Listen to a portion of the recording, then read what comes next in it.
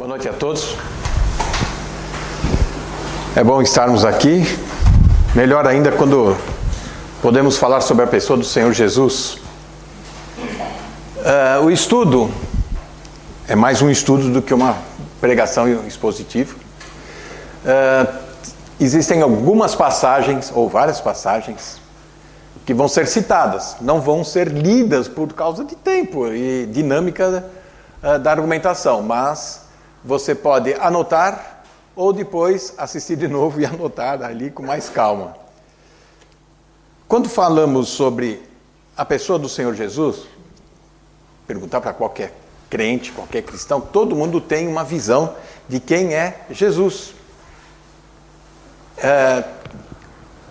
Até subjetivamente, superficialmente vão falar que Jesus morreu pelos meus pecados, que Jesus nasceu. E outro dia eu ouvi um pastor falar assim, que Jesus, a gente não sabe direito onde ele nasceu, se foi em Nazaré ou não. Eu falei, eu estava sentado ali e ficaram mais brancos os meus cabelos após ouvir aquilo. Porque muitas vezes a gente é confundido por outras literaturas, filmes e outros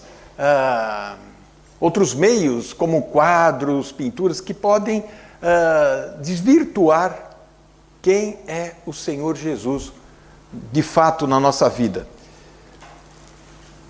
Eu vou ler um versículo só para puxar o assunto.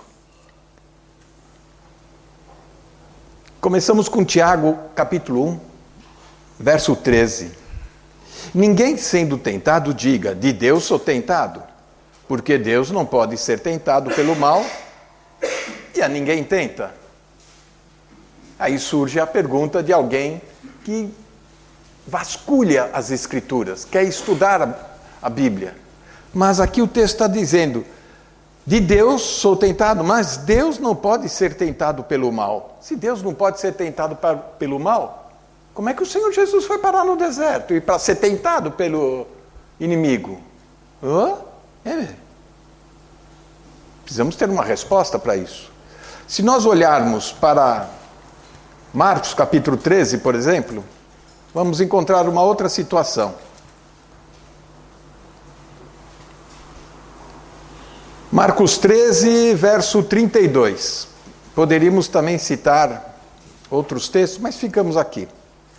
Mas daquele dia e hora ninguém sabe, nem os anjos que estão no céu, nem o Filho, senão o Pai. Sobre a volta de Jesus. E o próprio Senhor Jesus fala, olha, sobre esse assunto nem eu sei. Jesus não sabe? Ele não sabia todas as coisas? E João, se nós vamos ler o Evangelho de João, parece que ele sabia tudo, até aquilo que estavam pensando sobre ele. O primeiro capítulo de João mostra assim. E aí chegamos nessa passagem. Como é que pode? Como responder isso? Bom, vamos tentar apresentar o estudo. E se eu esquecer de responder essas perguntas, vocês fazem de conta que eu esqueci mesmo e vão embora angustiados e tentam dormir. Não, brincadeira, a Natasha vai me lembrar. Where is the... Tuk-tuk. Você roda daí? Pode rodar então. É melhor do que com meus dedos. Bom, nós estamos estudando às quartas-feiras intercaladas 1 Timóteo. Vamos chegar ainda no capítulo 2, a um dia, nem o Senhor sabe. Nem o Senhor sabe, não é? Mas quem é este Jesus, não é? Que o texto vai nos apresentar. Só um Deus, só um mediador entre Deus e os homens, o homem Jesus Cristo, ou Cristo Jesus nessa versão, 1 Timóteo.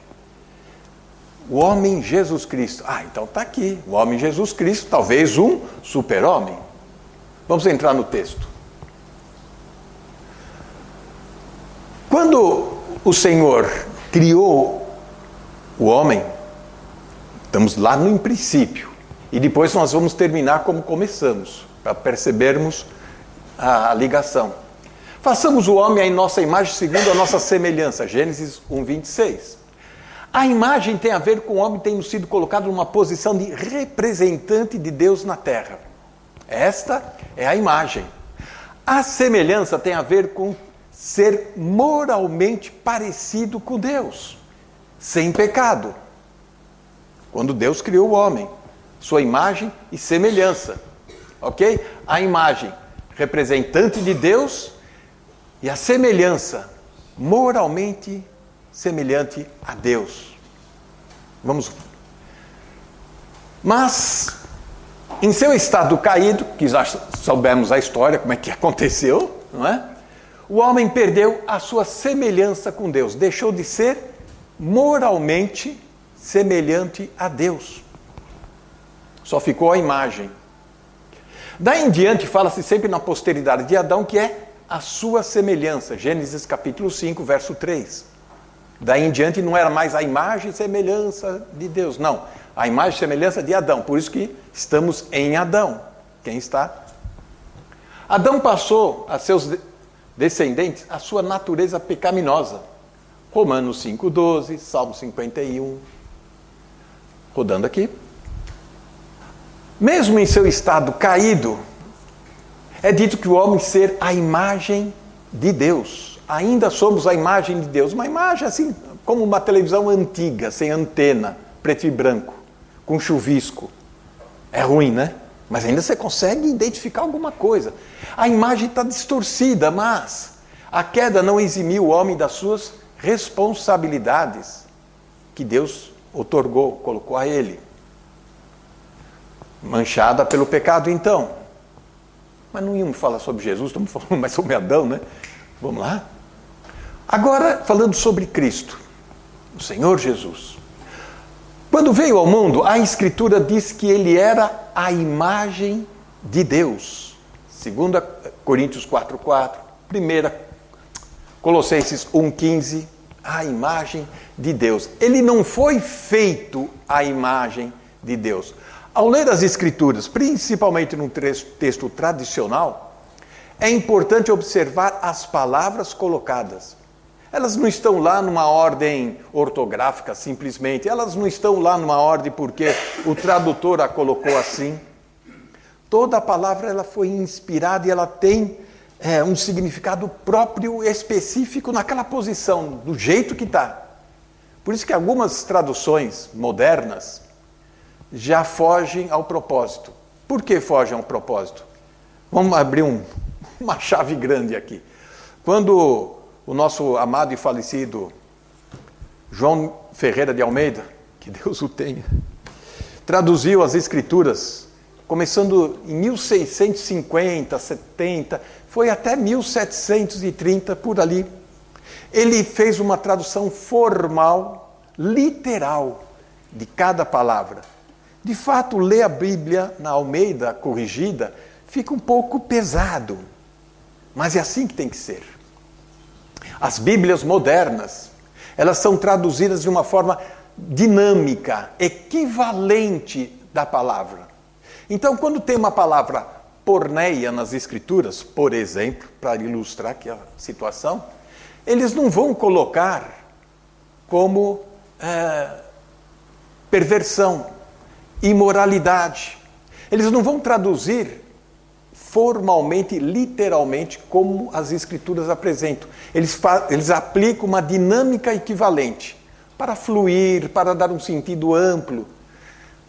Dilui completamente o impacto das Escrituras. Fecho parênteses, voltando aqui. Né?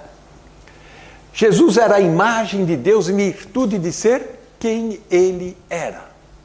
Muito bem, até aí não há nenhuma dificuldade para nós. Ele representou perfeitamente Deus como cabeça da criação. Agora nós vamos tentar entender, e não vamos entrar por aqui, mas quando as Escrituras, Paulo, nas cartas, fala do velho homem, despojai-vos, revesti-vos do novo homem aqui, Jesus. É aqui que nós estamos caminhando, para a nova criação. O velho homem é aquilo que nós adquirimos de Adão. A Escritura não diz que Cristo era a semelhança de Deus, como homem. Era como Deus o criou. O homem, né? A razão para isso é que quando Cristo andou aqui, ele não era como Deus. Como as testemunhas de Jeová querem traduzir o capítulo 1 de João. Ele era como Deus. Não. Ele era Deus. E aqui que os teólogos, ao percorrer toda a história, têm se confundido, têm se apertado, porque não conseguem explicar como pode um Deus tão grande, que criou o universo, vir habitar no meio de seres como nós. As Escrituras dizem que Deus, o Criador, mede o universo na palma da sua mão. A minha pequenininha, né? O universo, se você viajar a 300 mil quilômetros por segundo, você vai levar 93 bilhões de anos para atingir uma ponta a outra do universo. Aí você faz isso, volta e conta para nós como é que foi. Isso mostra o quê? A palma da mão de Deus abocanha o universo todo. Olha o tamanho de Deus. E Ele se fez como nós, pequenos assim. A Escritura diz que ao entrar na humanidade, Cristo foi feito semelhante aos homens, não semelhante a Deus. São detalhes que, numa velocidade que você está lendo, e condicionado com outras literaturas ou com outros ensinos, você não se apercebe daquilo que o texto diz. Filipenses 2,7, Romanos 8,3 fala que é feito a semelhança aos homens. Ele não era semelhante ao homem moralmente. Quero dizer, em carne pecaminosa. Aí começa a complicar a nossa equação para dar resultado. Se ele não era igual a nós nessa situação, e o texto diz que ele era semelhante aos homens, e aqui está a resposta. Ser semelhante aos homens diz respeito à sua formação, à sua constituição, que as Escrituras apontam. Em espírito humano, alma humana e corpo humano. Esta era a constituição, feito semelhante aos homens. Não é que Jesus passava e as pessoas olhavam uma auréola brilhando, uma veste resplandecente e os pés não tocando o chão. Não era isso. Ele era homem de verdade. A Bíblia dá o cuidado de anotar que ele tinha espírito humano. João 13. Alma humana. Mateus 26. E corpo humano. Meio seio igual. Suava, tinha fome, sono. Hebreus 10. Jesus, como Deus, olhando para cá, depois a gente vai ver para cá, como homem. Como Deus, as Escrituras mostram, olha quantas passagens, formos ler tudo isso aqui, ia sair só amanhã de manhã, né? Ia ser um culto de vigília aqui hoje. Ele é adorado, Mateus capítulo 2. Ele recebe oração, Atos capítulo 7. Ele é sem pecado, 1 Pedro 2. Ele conhece todas as coisas, João capítulo 21. Ele dá vida eterna, João 10. Toda a plenitude da divindade habita nele, Colossenses 2,9. Percebem?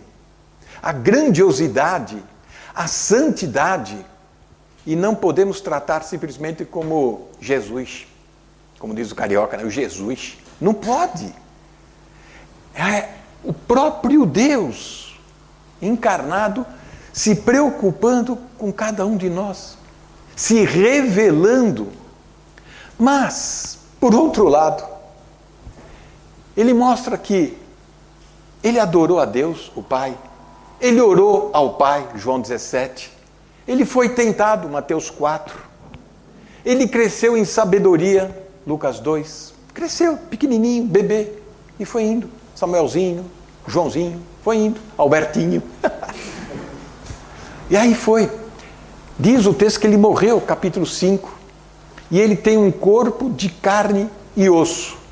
Se tem sangue, gente, não entro nesse detalhe. Mas a Bíblia só coloca carne e osso. Vamos lá. Quando Cristo veio ao mundo, sua encarnação, muitos esquecem, Jesus nasceu de Maria, gerado pelo Espírito Santo, em Belém de Judá. Tem gente que se atrapalhou. Ele não tomou a natureza humana inocente de Adão antes da queda. Muitos teólogos, inclusive, colocam que Jesus, quando ele entra na humanidade, ele entra no lugar de Adão. Como se fosse uma substituição de jogador num jogo. Você sai o camisa 10, entra o camisa 5, por exemplo. Para fazer a mesma função, mas só que dessa vez você não vai errar o chute. Você vai lá e faz o gol. Não. Quando ele não entra na posição de Adão, antes de Adão pecar. Falou, agora eu vou mostrar para você como é que se faz aqui. Parece que foi isso. Aquela natureza sem pecado, mas não tinha o conhecimento do bem e do mal. E era capaz de pecar. Adão, antes do pecado, ele tinha potencial para tal, para pecar. Não tinha conhecimento do bem, não tinha conhecimento do mal, mas ele tinha um potencial de ser seduzido, desviado. E adivinha o que aconteceu, né? Mateus capítulo 11, verso 27. Essa união das naturezas divina e humana é um grande mistério. É difícil explicar. Agora, o que não é difícil é você entender. Vamos lá. Alguns movimentos que surgiram nos primeiros séculos da era cristã, até o quinto, várias tentativas para explicar como Jesus era Deus e ao mesmo tempo homem, ou se ele era um homem superdotado, de outro planeta, tentavam. O que aconteceu nos primeiros séculos, de uma forma ou outra, tem invadido a história da igreja, da cristandade, com outros nomes, com certeza, mas o conceito é o mesmo. E o pior, muitas religiões, denominações, adotam isto, sem perceber a falácia do assunto. Ebionismo, está lá, primeiro século. Jesus era plenamente humano, não tinha nada de divino. Ele era um super profeta, iluminado, anjo de luz. Docetismo, Jesus era divino, mas não era humano. Docete quer dizer que ele era semelhante ao homem, mas era Deus mesmo, era um anjo na terra. Mesmo assim não satisfez. Depois vem o modalismo. Jesus é um modo divino e não um ser humano como um ser humano. Ele era de outros séculos. Acho que ele entrou num túnel do tempo e caiu aqui. Eles não conseguiam entender. Ele era mais do que humano. Não conseguiam classificar. Modalismo? Adocionismo. Jesus, humano, não eternamente divino. Até católico entende assim. Quando Jesus foi batizado, a pomba desceu, o Espírito Santo desceu, aí ele virou Deus. Aí quando chegou perto da cruz, o que a pomba faz? Vai embora, o Espírito vai embora e deixa o homem sozinho. Por isso que eles falam que não é eternamente divino.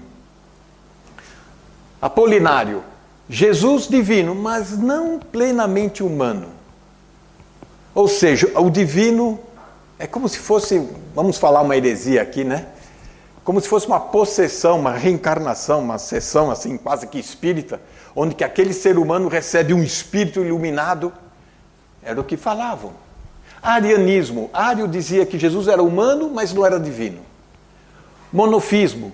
Jesus divino, não humano. E Nestor. Jesus divino, humano, mas assim, separado. Do lado do coração, pode ser que seja humano, porque bombeia sangue. Do outro lado, divino. Então, como se fosse camisa de time de futebol, quando ajuntam dois, lá no Brasil tem isso, né? Juntaram o Paraná com o Colorado, ficou azul de um lado, vermelho do outro.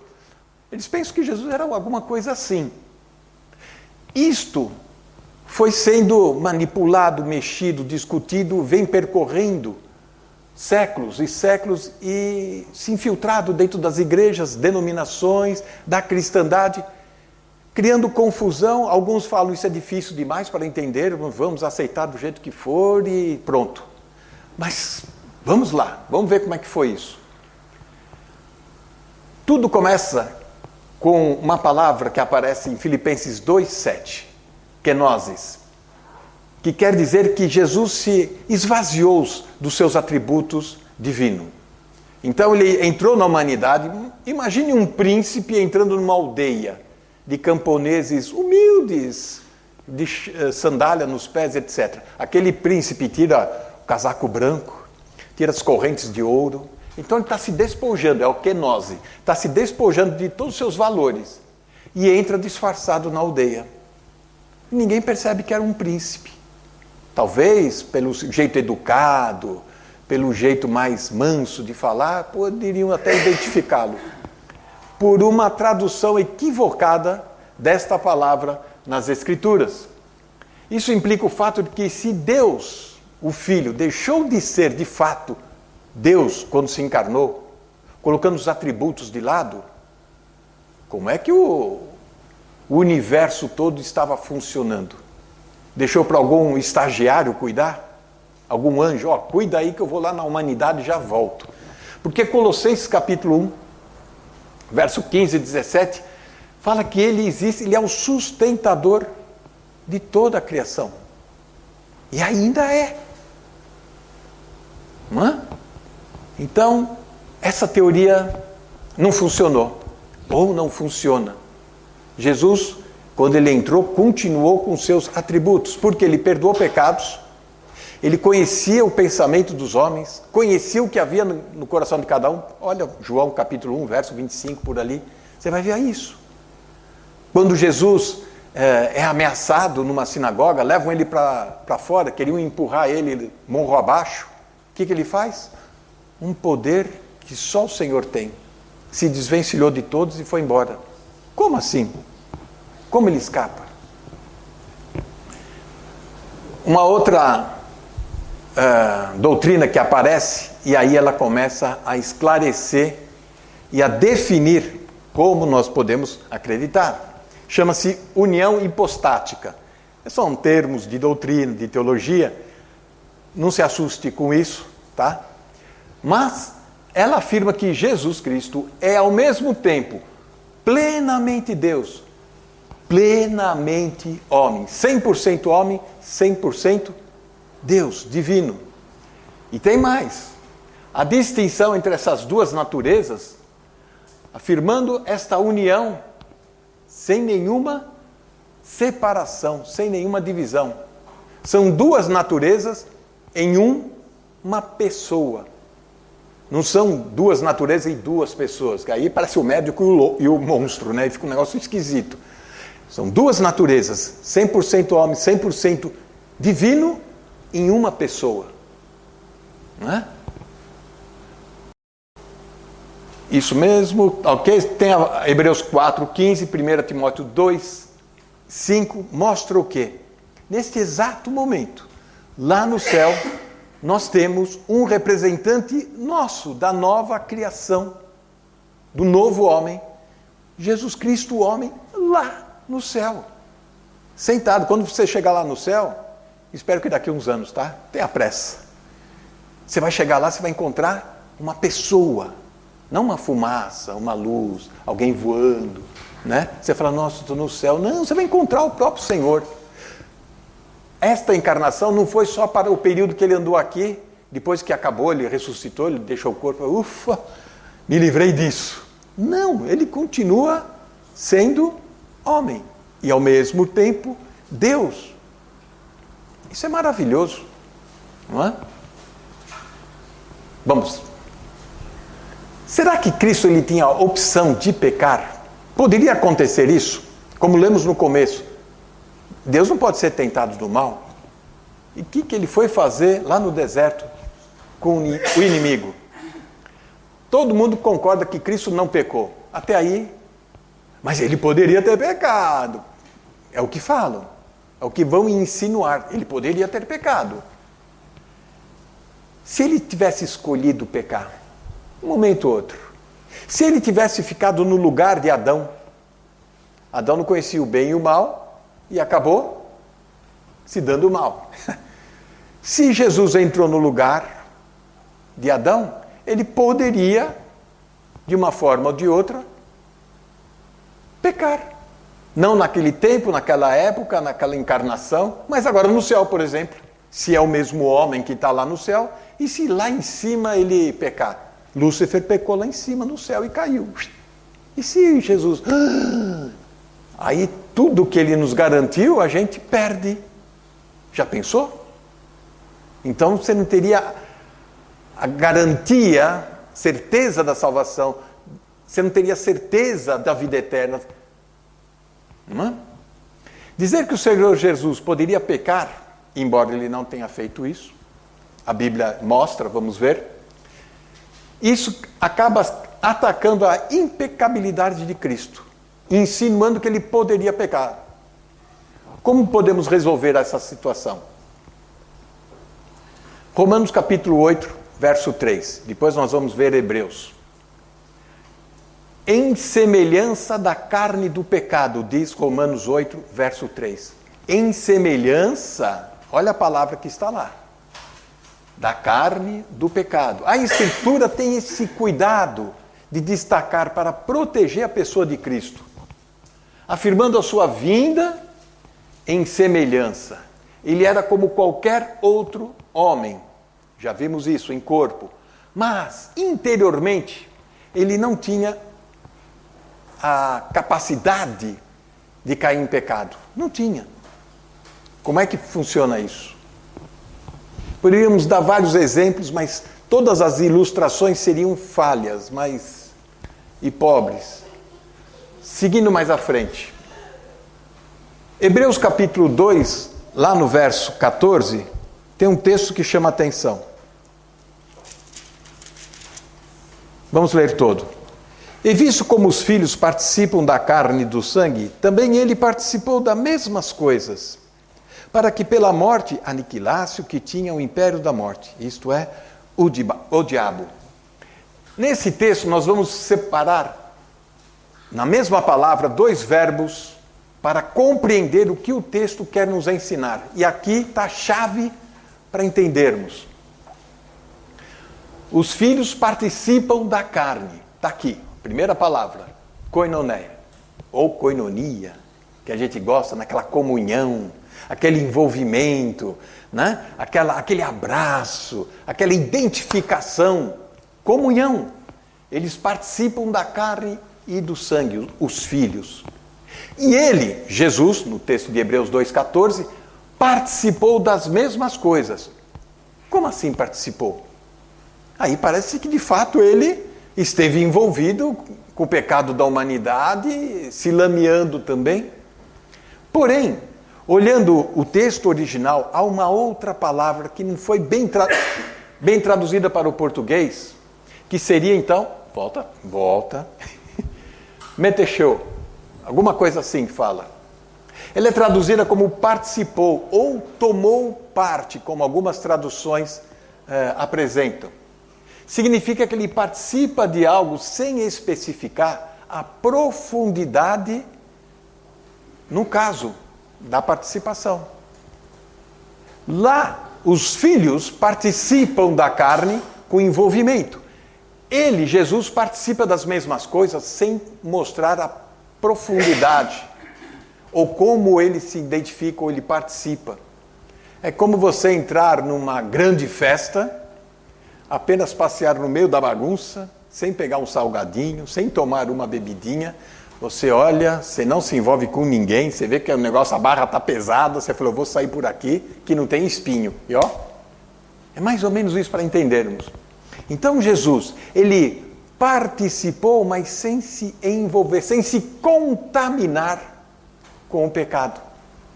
Por quê? Porque ele é de uma outra natureza. 100% homem, 100% Deus.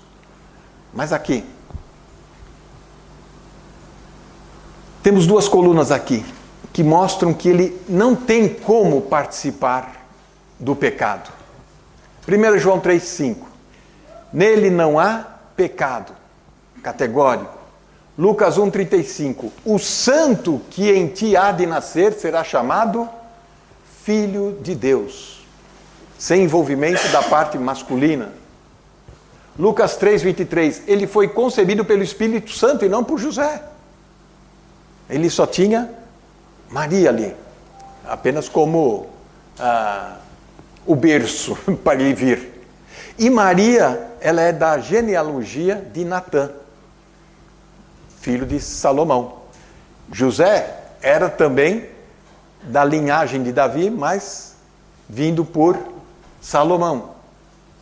João 8,46, Jesus mesmo fala: quem dentre vós me convence do pecado? Quem dentre vós?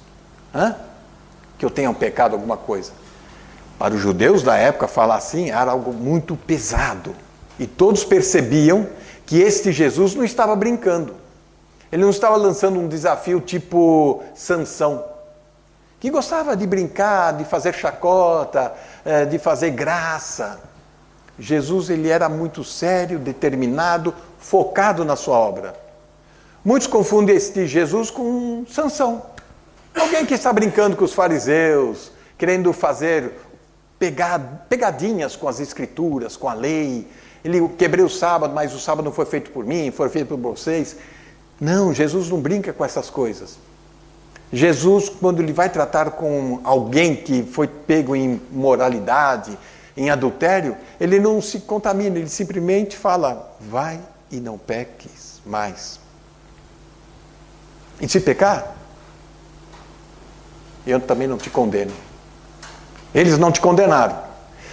Jesus trata como se fosse um juiz muito firme nestas questões. O jovem rico se aproximou: mestre, o que eu faço para ganhar? Conhece as escrituras? Vende tudo e me segue. Não ficou barganhando com ele: olha, tem vantagens, hein? Eu dou seguro-desemprego, eu dou plano de saúde. Não! Jesus não fez isso. João 14,30.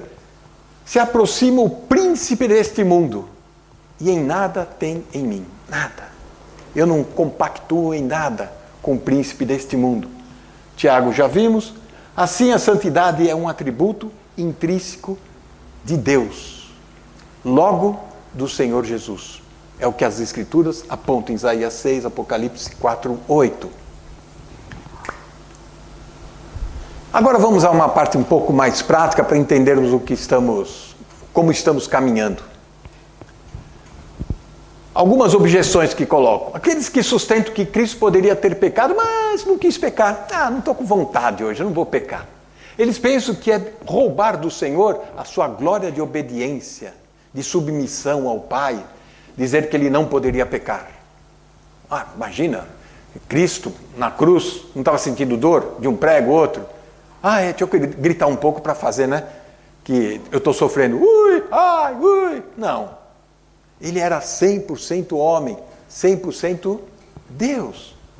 Volta aqui. Não terminei. Os que sustentam, por outro lado, que Cristo poderia ter pecado, mas não pecou, apontam para as tentações do Senhor lá no deserto. Mas quando Jesus foi batizado e depois foi levado para ser tentado ali, o que aconteceu naquele dia, no deserto? Por que Jesus foi tentado? E se o jogo lá acaba 1-0 para o inimigo? Né? Acontece isso. Um grande time, às vezes, toma um revés, e aí você fica com que cara, né? Poxa, investimos tanto pesado naquele time para ganhar de um time de segunda divisão, quando tem as Copas, né? Acontece isso.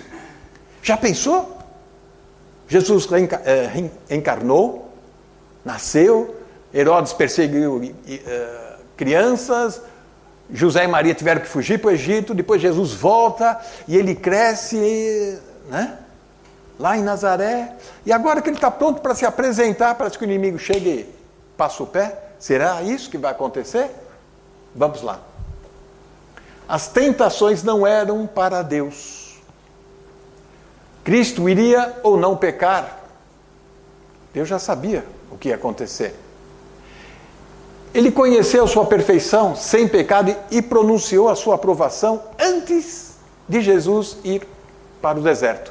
No final do capítulo 3 de Mateus, Deus fala: este é meu filho amado em quem me comprazo, lá no batismo. Depois do batismo que ele vai para o deserto para ser tentado. Se fosse uma possibilidade de Jesus, de repente, podia pecar, se ele quisesse, ou um deslize. Esta frase que está no final de Mateus 3, 17, poderia vir no final da tentação, no capítulo 4, verso 11.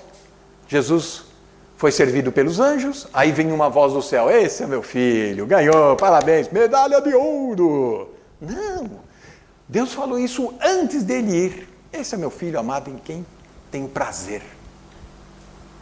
E ele vai para o deserto, não para mostrar que ele era ou não era possível pecar, mas para dar-nos garantia a nós de que ele era o que ele dizia ser, o próprio Deus. E derrotou Satanás lá. Como? Com as Escrituras. Podia ter derrotado de outra maneira, com um sopro da sua boca, como diz Apocalipse? Podia. E por que não fez isso? Será que ele gostava de um debate? Pois ele estava na forma de servo.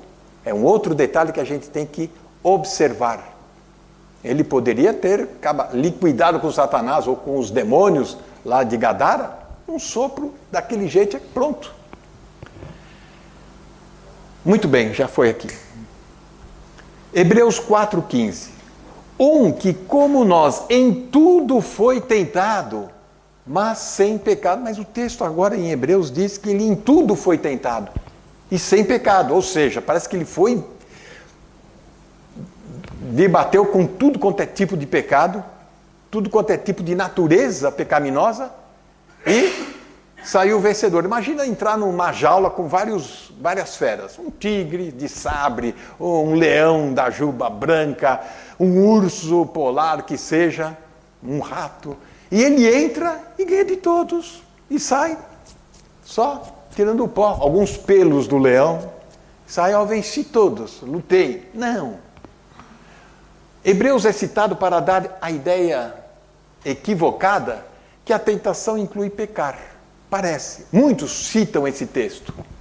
Mas sem pecado, ou pecado à parte, como diz a palavra choris, posto ao lado. Ou seja, que como nós em tudo foi tentado, mas o pecado à parte. O pecado sem chegar perto, sem envolvimento. É essa a ideia. As tentações relativas aos pecados devem ser observadas em duas categorias para entendermos melhor. E você vai saber porque você é assim como eu, de natureza humana. E nós sabemos que existem situações duplas de pecado. Existe a tentação externa e a tentação interna. Aquilo que acontece aqui, a tua cachola, na sua cabeça. Bom, a externa são todas as dificuldades da vida, não é? E Cristo passou por elas de uma forma muito mais intensa do que qualquer um de nós. Vai dizer que não. Agora, um outro tipo de tentação, uma tentação interna. Aqui, quando um homem é levado pela sua própria concupiscência, os seus desejos carnais, né? Seus desejos ímpios, pagãos. Aí ele é seduzido. Cristo, claro, nunca teve esse tipo de tentação. Perceberam? Ok? Vai cair na prova, hein? Roda aqui. O texto de Hebreus 4,15 se refere a provações em conexões com fraquezas físicas, com estresse de uma perseguição que esse grupo judaico ou israelita estava sofrendo. Eles saíram do templo e, a viver um cristianismo sobre a lei, viram que não conseguiriam, eles teriam que ser cristão de fato. Por isso que Hebreus é escrito, porque eles estavam querendo voltar à velha ordem. Olha, é melhor a gente voltar para onde a gente estava. Essa religião nova que está formando aí está dando muita confusão na cidade, na sociedade. Vamos ficar lá. Está ruim, mas é pior ficar lá fora. Eles queriam voltar. Com isso, eles enfrentavam fraquezas, enfermidades, perseguições. A palavra ali está falando sobre astênia, debilidade, falta de força, de disposição para suportar a oposição, as aflições. É isso que o texto, no seu contexto de Hebreus 4, no verso 15, está falando. Essa mesma palavra aparece nesses textos. Mateus 8, 17, João 5, Romanos 8, 2 Coríntios 2, 12, 5. E Paulo estava com essa enfermidade, o espinho na carne, esta palavra, astênia. É esta fraqueza.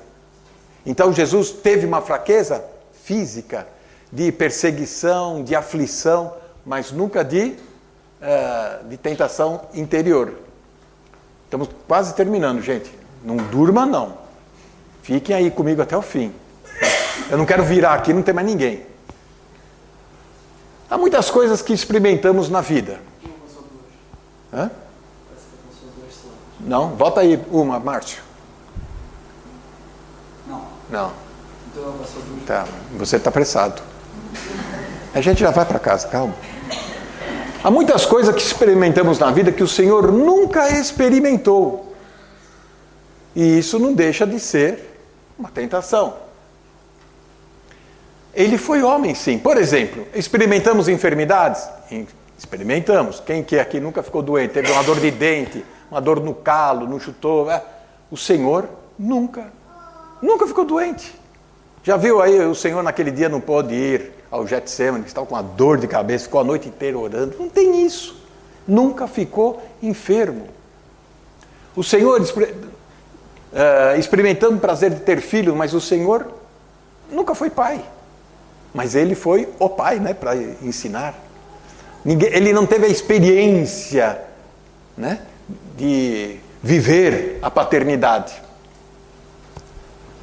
Nós temos a alegria do perdão? Temos, mas o Senhor nunca precisou do perdão. Nunca ele orou lá em João 17, Pai, perdoa. Devia ter conseguido um pouco mais dos discípulos, né? Só 12. Tentei contratar outros, mas não vieram. Ele nunca pediu perdão, desculpa de alguma coisa, alguma falha, algo que saiu errado no seu projeto. Por isso que as pessoas falam, não, ele experimentou de tudo na vida. Não. Existem coisas que o Nando já experimentou na vida que eu nunca vou experimentar. E coisas que eu sempre já experimentei que ele nunca vai experimentar. Não é? Vamos aqui, vou dar mais um. E aqui vamos voltando àquilo que nós começamos a dizer, que o homem perdeu a sua semelhança com Deus. Nós vamos resgatar aqui, no novo homem. A boa notícia é que, em graça, Deus vai criar um novo homem sob Cristo. 2 Coríntios 5, Efésios 2:10, na qual tanto a semelhança como a imagem são recuperados agora. Se a imagem está ruim, daqui a pouco vai melhorar. Vai ter uma transmissão, não é? Em 4K, colorido, 3D. Vamos melhorar a imagem, a semelhança. E estes irmãos em Cristo, na nova raça, podem exibir os traços morais de Deus. Romanos 8, 29 e Hebreus, capítulo 2. Podemos recuperar o propósito de Deus ao criar o homem. Somente se estivermos em Cristo, crendo em Cristo, sabendo quem é esta pessoa de Cristo. Não um super-homem, um profeta iluminado, um anjo que se encarnou, ou tantas outras bobagens.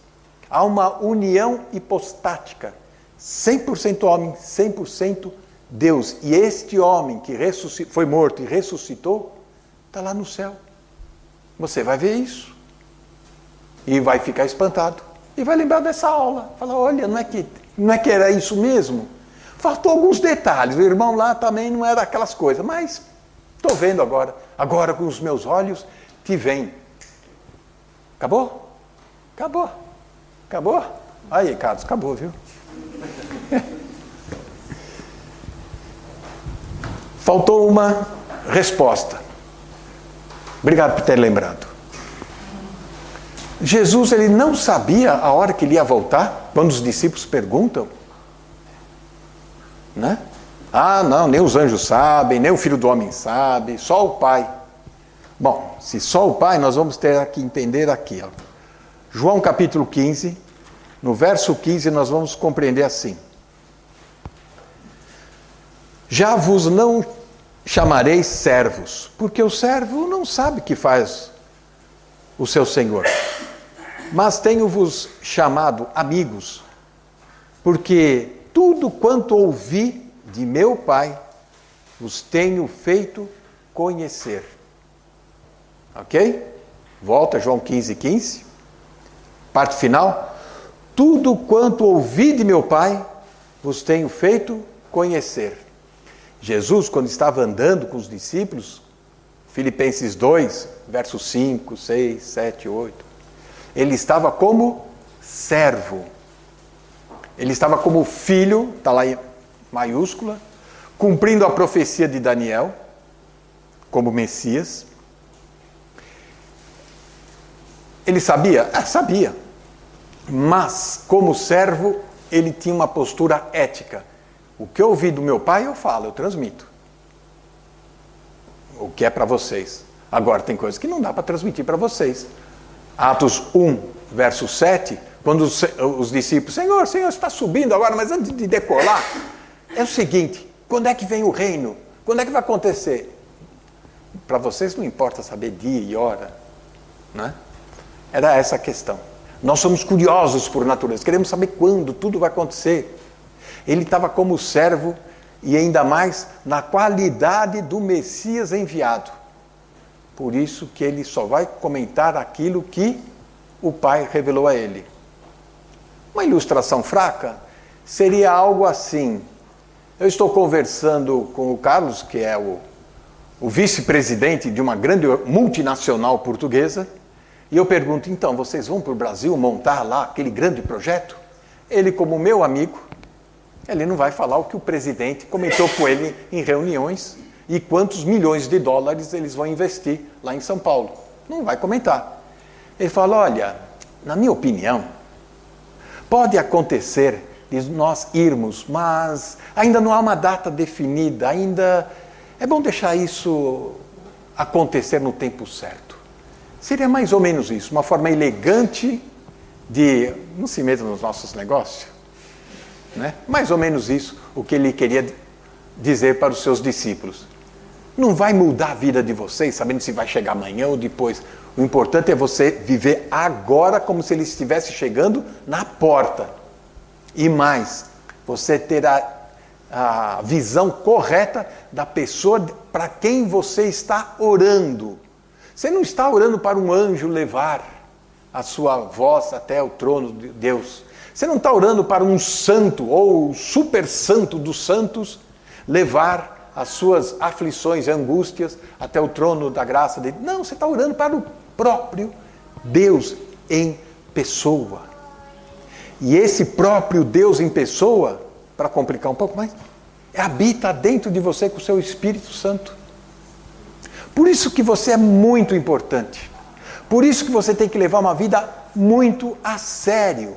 Porque o próprio livro de Hebreus diz, terrível coisa é cair nas mãos de um Deus consumidor. Você está andando com Deus? Anda direito. Mais uma ilustração para terminar, depois eu termino mesmo, hein? Ainda está cedo, não é feriado. Uma ilustração. Eu conheço algumas etnias. Em São Paulo tem muitas, e tem até bairros característicos. Tem o Bom Retiro, era o bairro dos judeus. E o curioso lá em São Paulo, no bairro do judeu, tem uma rua que chama Rua da Graça. E nessa Rua da Graça tem uma sinagoga. Curioso, eles estão na rua chamada Rua da Graça. Né? É um espetáculo. Tem um bairro japonês, com aqueles balão, com aqueles, como chama, aqueles luzeiros lá, japonês. É na Liberdade, bairro japonês. E tem o bairro húngaro, e assim vai. Alemão. E quando nós olhamos e vemos assim um japonês, você sabe que é japonês, porque ele anda como japonês, ele se veste como japonês, ele fala como japonês, a moça lá sabe, porque ela dá aula num colégio japonês. Quando você vê um judeu, mesmo moderno agora, mesmo com uma Harley Davidson na mão, você sabe que ele é um judeu. Pela postura, é lógico, hoje em dia, né, a libertinagem está geral. Mas no particular você percebe quem é quem. Antigamente, quando eu me converti, nós sabíamos quem era cristão, quem era crente. Não é? Hoje em dia, estamos num estádio de futebol, você vê um cara lá com a camisa, né? Cristo salva, Jesus te ama, né? Falei, rapaz, você está fazendo aqui, vai para o culto, hoje é domingo, sai daqui, né? Falam isso. Vamos terminar em pé com uma oração?